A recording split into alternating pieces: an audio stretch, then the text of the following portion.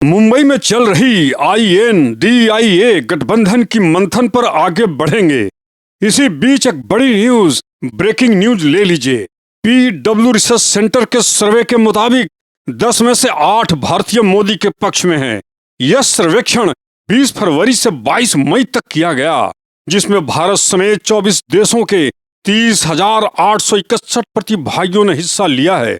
अगर ऐसा होता है तो चंद्रयान 3 के बाद नरेंद्रयान 3 भारत में सफल लॉन्च होना तय है।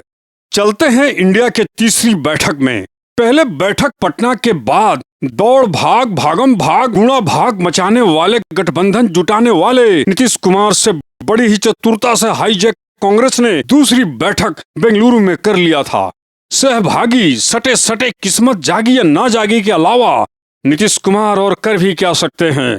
RJD की भी इन गठबंधन से कोई फायदा मिलने वाला नहीं। लेकिन इस आधार पर जनाधार में कुछ कद बड़ा हो जाए तो क्या बुरा है। हर कोई बहुत आगे तक सोचता है। RJD की राजनीतिक मजबूरी भी यही है। कर्नाटक की दूसरी बैठक में सोनिया गांधी भी मौजूद थीं, जो पहली बैठक में पटना में नहीं आई थीं। वैसे भी कर्नाटक में कांग्रेस की सरकार है। INDIA नाम का प्रस्ताव प्रेजेंटेशन हुआ और इस तरह मुख्य रूप से 26 पार्टियों का गठबंधन अगुवाई करने वाली पार्टी कांग्रेस बन गई।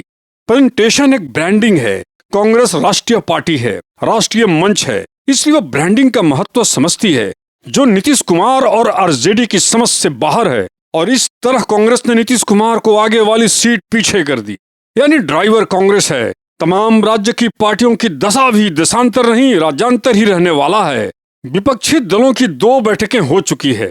2 बैठकों में अंदरूनी राजनीतिक गठबंधन एक दूसरे के चाल चलन को समझते बूझते के राह पर चलते चलाते अब लोकसभा चुनाव 24 की तैयारियों को लेकर अब तीसरी विपक्षी गठबंधन बैठक INDIA की तीसरी औपचारिक बैठक गुरुवार और शुक्रवार को मुंबई में हो रही है। पहले 26 थे, अब 28 पार्टियों का जमावड़ा है, जो राजनीतिक दलों के नेता आगामी चुनाव की रणनीति पर मंथन करेंगे।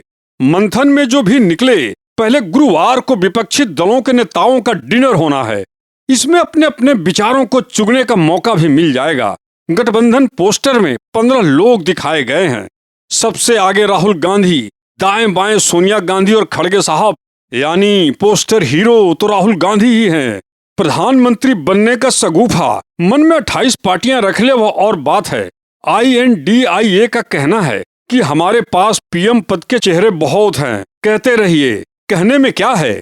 जवाब में BJP ने कहा कि इंडिया में सर्वमान्य नेता का अभाव है। सबसे ज्यादा और गौर करने वाली बात है, INDIA के पोस्टर से केजरीवाल जी गायब हैं, यानी भरोसे से पहले इनका तंबू खड़ जाने की संभावना है।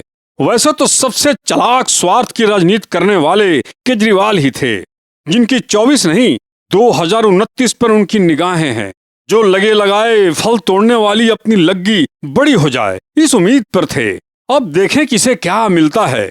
अगर अरविंद केजरीवाल पार्टी गठबंधन में रहती है तो आगे सबसे ज्यादा नुकसान कांग्रेस पार्टी की ही होगी। अभी फिलहाल सिर्फ जो 2 मुख्य रूप से राष्ट्रीय पार्टियों का जनाधार है, वह कांग्रेस और BJP ही है।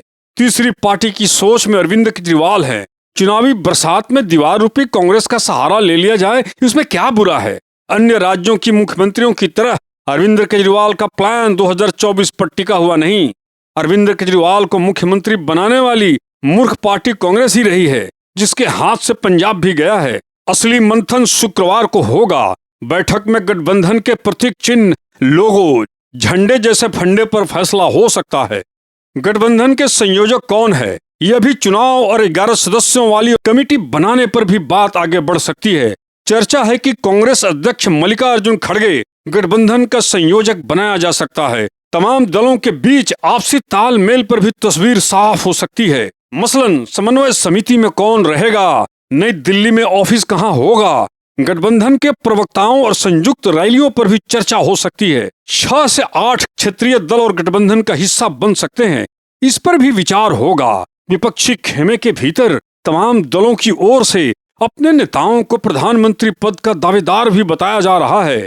मुंबई में बैठक की मेजबानी शिवसेना, उद्धव ठाकरे गुट, NCP का शरद पवार गुट और कांग्रेस कर रही है। इस राजनीतिक अखाड़े में बीएसपी बसपा सुप्रीमो मायावती ने गठबंधन समीकरण से अलग करते हुए मायावती ने कहा, बीएसपी अपने बलबूते लड़ेगी अगला चुनाव। एनडीए और आईएनडीआईए गठबंधन का अधिकतर गरीब विरोधी, जातिवादी, सांप्रदायिक पूंजीपति नीतियों वाली पार्टी है, जिनकी नीतियों के खिलाफ बीएसपी ने संघर्ष किया है। एक बात बताता चलूं, बसपा सुप्रीमो मायावती की एडमिनिस्ट्रेशन अपनी पार्टी के अंदर बहुत कड़क रहा है। अरविंद केजरीवाल टीम शिक्षा की ढोल पीटती रहती जरूर है, लेकिन मायावती ने नोएडा के अंदर जो स्कूल कॉलेजों का निर्माण किया है, उनके कॉलेजों का कोई मुआयना कर ले तो आप पाएंगे कि सिर्फ दिल्ली ही नहीं, पूरे भारत में उनका आर्किटेक्ट अद्भुत है।